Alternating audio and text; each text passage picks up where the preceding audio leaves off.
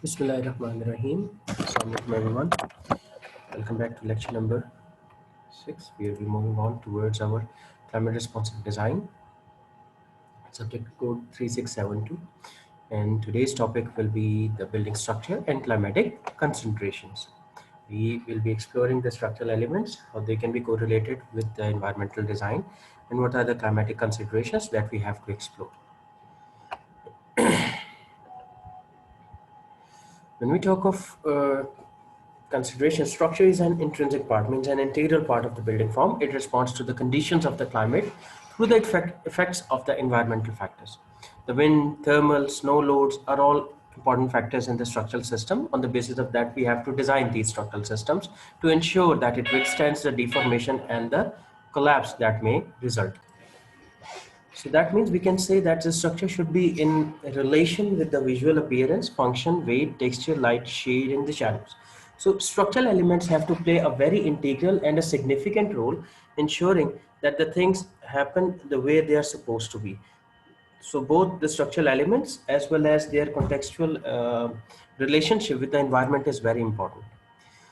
We explore the cantilevered columns. These are basically transformation of the columns into the horizontal members, which transforms into beams or structures like that, as I'll be showing in the next few slides. The use of cantilevered columns is a way to provide a bracing system in single two-floor buildings, yet still providing spatial transparency. That means especially वो clear हो जाता है, you get more space to cover and utilize that space. It increases the structural capacity of the foundation and columns on one end, and the effective length of the column is twice that of a column with end restraint, and thus the thickness of the column is increased. But this is just a thumb rule. Obviously, structural designers can devise mechanisms which can be a bit more complicated, but yet better than this approach. So the approach increases the functional flexibility of the buildings. As you can see in this building, the structural column from the base, it goes up, spreads out, and with the help of that, this whole shaded surface can be utilized. And this kind of a cantilevered column can be transformed into functional more space edge coverage, just like this one. You have also seen similar kind of examples on airports where the structural stability is concerned while keeping the ground floor as much spacious and clean as possible. This is another one. This one can be used for the parking as well as for the shading or the working inside. This is a passageway which has been given sheltered and the shade has been there, but the column is only on the one hand side, the other side has been lifted without the support of any column, and the shade is resting on the one column. As you can see, this is another one. This is outside of a hospital building probably, and provides the shading towards the entrances as well as the passages. You can see these are the red signs towards the parking areas, and probably this would be the main entrance towards the facility. This is another one in which the structural member, the horizontal and the vertical members have been attached, and with the help of this horizontal member and the support back from the wall, they have established this kind of a form which can be utilized to cover as well as to lit the space. A similar can be transformed in a form of a gazebo or some similar structure which can be provided to give some space for the resting. So the beams could be cantilevered from the columns to further increase the roof overhang, and openness of the system allows for better cross ventilation, visual aesthetics, divided load dissipation, which enhances the overall strength of the structural system.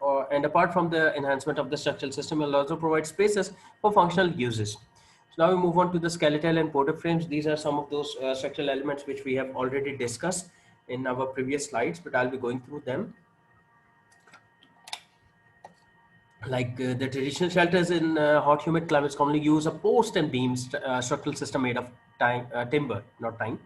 These light skeletons are designed to take more of the whacking load. That means the load which is up above them, with less load on the walls. That means those skeletal frame members are going to take more of the loads, and the gap between these vertical load members, just like columns, would be available for multiple functions, and utilization can be used for the accessibility, can be used for storage space, or for any other light functional space.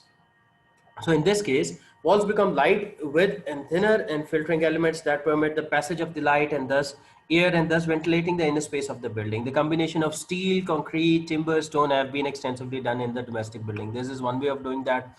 As you can see in these two case studies, the concrete has been used with the steel, and you can see it wasn't the wall which is taking the load, it's the structural members which are taking the loads. Over here, the steel members or the bracing members have been engaged. This is another way of doing the same, in which you can see that the structural members have been diverged in such a way that the spaces have been originated, and these are the wooden members. The details of these members and their nomenclature have been shared, as you can see in the image. This is another way of doing the same, in which we have utilized the concrete structure in the foundation, and then the steel members, and on the top floor we have got bracing, which is utilizing both the steel as well as the wooden members. So it can be a combination, it can be a hybrid amongst these.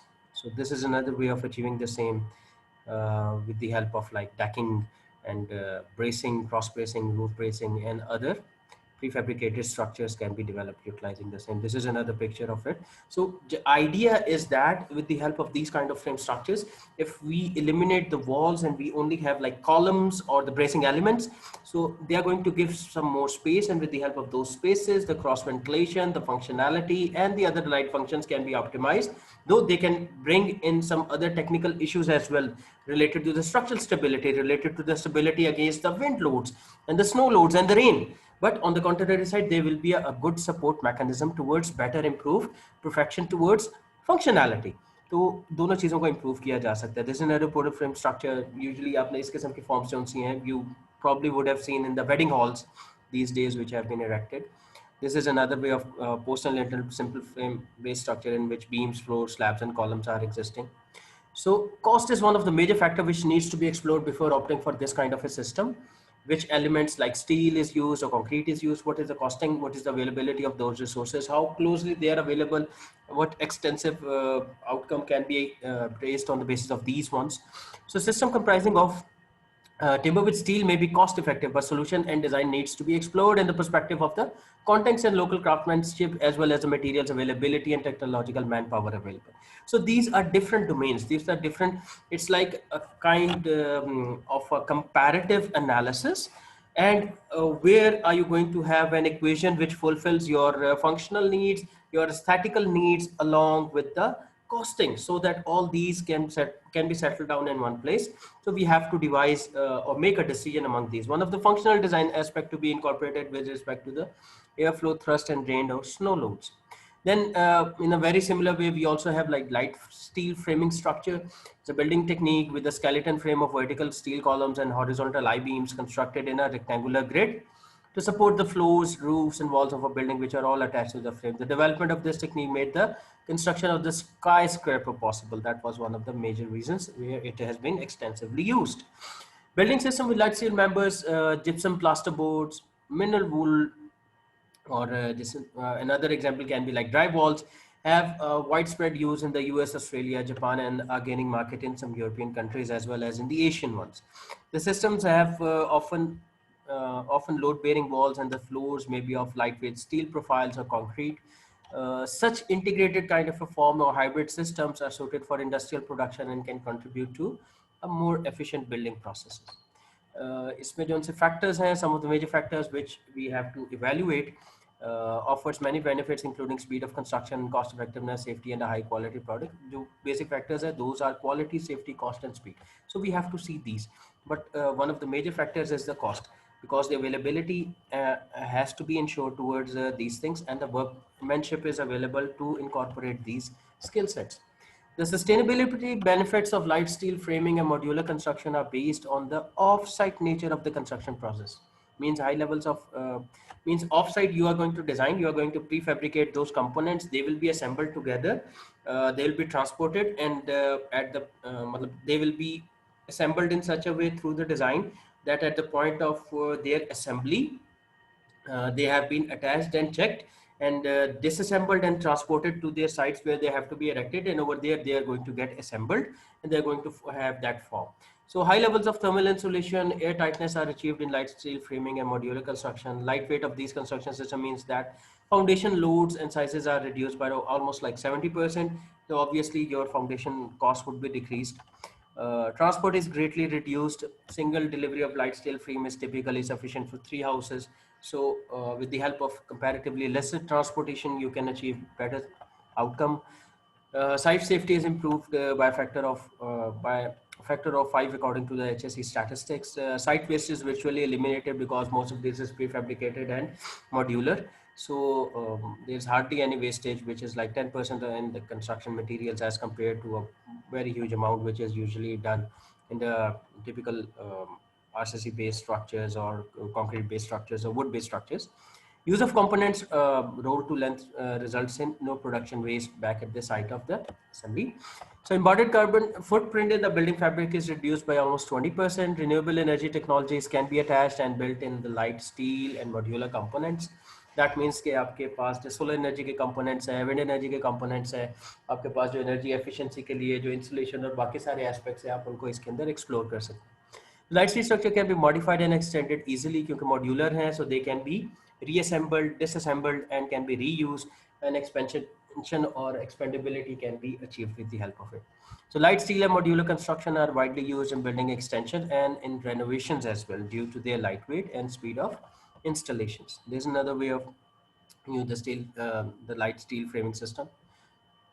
These are a few other examples to mention how they can be utilized for the large specific spacing, the residential constructions as well, and also for some other allied extensions.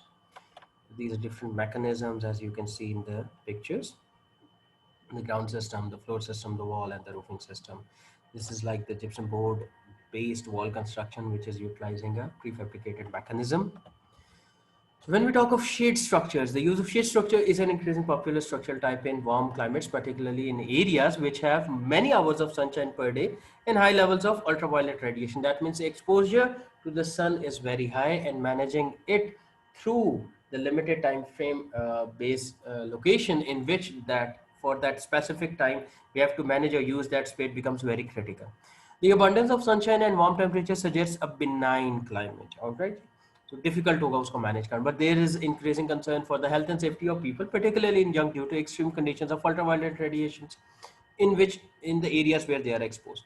So sun-related illness such as skin cancer is becoming increasingly problematic. हमारे यहाँ skin cancer तो इतना नहीं है जी, vitamin D की deficiency हो रही होती है लोगों को. So on the contrary side, I would suggest this kind of forms can be utilized for sitting in those shaded places. Apart from that, they are going to help you expose to the natural environment, which can increase your immunity levels. सो हमारे यहाँ जो ज़्यादा इसका issue आ रहा होता है वो skin burn के अंदर आता है, जिस तरह से सन बर्न के आ रहा होता है. So personal measures can be made to provide protection through clothes and chemical barriers to the skin, but particularly in the workplaces or in public places such as pools, overhead physical barrier is needed. This physical barrier is usually a shade structure which not only protects users of these facilities but also prevents the ground from becoming a heat sink, जहाँ पे फिर उसको disseminate करना मुश्किल होता है, and the local microclimate जो है उसके ऊपर temperature बढ़ जाता है.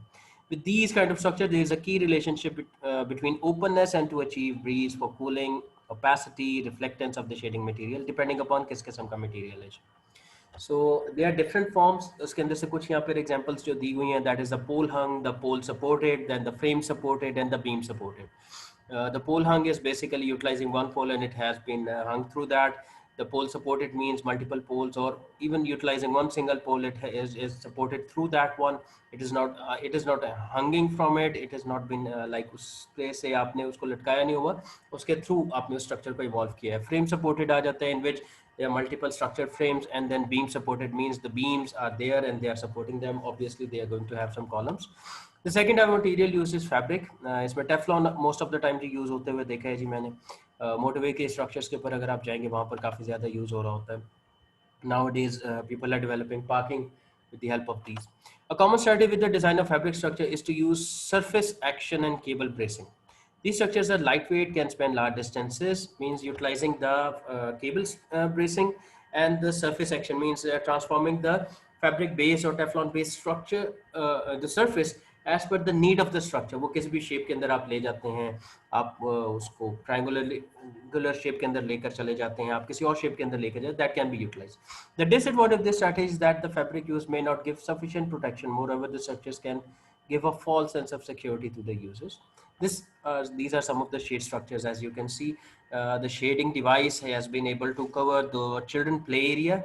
So in some places that would be required where there was extreme temperature, but still the children can utilize it. But in the winters, you have to remove this so that the children can have exposure to sun. Same can be for this one, just in front of a lake or in front of a facility. There's another one just like an amphitheater, which has been covered and the front stage has been left open, except that the single pole in the center is going to have some kind of a visibility discomfort. These are different shapes which can be utilized and can be formed. As you can see, there are a number of choices based on the design evolution which can be used. This is another way where the columns and the beams have been utilized rather than the Teflon structure. They have added the wooden bracing. This is another way, just like we have like shading structures which are in the open and can be exposed to surfaces like pools or in towards the sports facilities, or even towards, can be utilized for the parking, can be utilized in those spaces as well. Outdoor sitting areas, waiting areas, we can develop shading structures like these. For these can be utilized with the help of high height, can be used for sports activities, as can be seen that has been used for a basketball court. This is probably for an indoor facility of the children. So in a conclusion, we can say that the structural design should correlate with the architectural design based on the climatic design and data. That means if you are going to have more rain, the structure has to incorporate those elements. If you are going to have snow, it needs to incorporate those elements. So it has to evolve through the climatic data and must relate to it. Optimum design could help in reducing the building loads, including weight, heating, cooling, and cross ventilation systems. They should be optimized. They should be evolved. They should be using the structure, and these systems have to be integrated. So building structure system should facilitate the optimum living quality and usage of the space. And shading devices should incorporate the sun exposure analysis towards providing comfort to the inhabitants for usage of the area. So with the help of these shading devices, we can optimize these structures and can optimize the usability of it. So the functional needs as well as the aesthetical needs, both can be fulfilled, and we have to explore these opportunities with the along with the structural system to incorporate these improvements. So this is your book, The Climate Responsive Design by Richard Hyde, as your reference book. And I hope you go through the slides as well as the lecture video, and we will be having our discussion during the LMS discussion session, inshallah. Thank you, everyone. Take care. Allah Hafiz.